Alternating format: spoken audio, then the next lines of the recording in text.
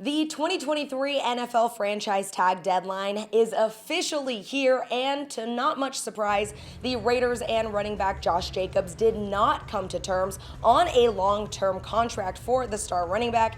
Cassie Soto here with you, and I am joined by Las Vegas Review-Journal Raiders beat writer Vinny Bonsignore. Vinny, no long-term deal signed. As we know it, Josh Jacobs has not signed that franchise tag tender. So what does this all mean? What is next for last year's league-leading rusher? Well, I don't think you're going to see Josh Jacobs anytime soon. And by soon, I mean training camp. Remember, he hasn't signed the franchise tag, which means he's not technically under contract right now, which means if he sits out training camp, he's not subject to the mandatory fines that players who are under contract are assessed if they hold out of training camp. So he's in no danger of losing any money in terms of the fines. What I think Josh is going to try to do is just stay out of harm's way.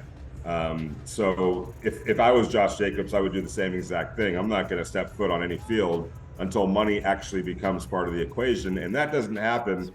The NFL pays their players on a weekly basis per game that they play.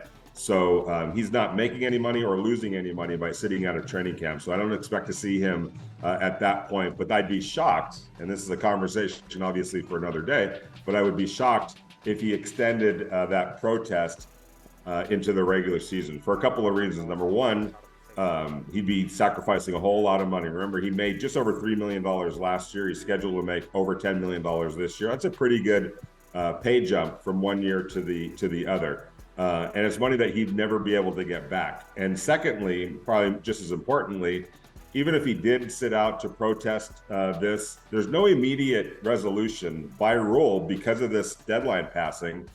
He and the Raiders can't negotiate a new deal until the end of the season anyway. So what would he be gaining by sacrificing all that money and not playing for something that can't be resolved until January or February? I should say February at the earliest. So I would expect that for those reasons, he's going to be, available to the Raiders at some point during the regular season, if not the first game of the season. Right. You mentioned that, of course, now that we've reached this deadline, that by NFL rules, the team and Josh Jacobs cannot negotiate a new contract until the end of the season. What sort of leverage does Josh Jacobs have now, Vinny, in saying all that? Obviously, he can't negotiate that new contract. So what is in it now for Josh Jacobs? You mentioned not wanting to miss a whole year, right? But what options is he left with now if he doesn't want to lose out on a big payday in the future? Right.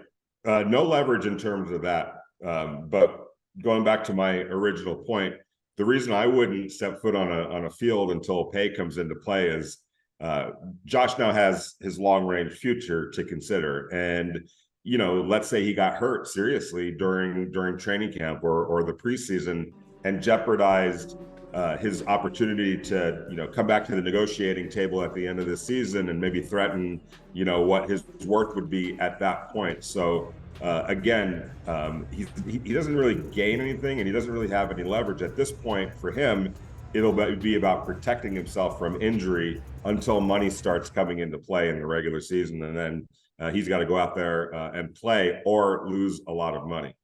Well, we will be sure to keep everyone up to date on what we see, who we see or don't see come training camp starting next week for the Raiders. Vinny, really appreciate you as always for all of Vinny's work and everything Raiders related. Head on over to vegasnation.com.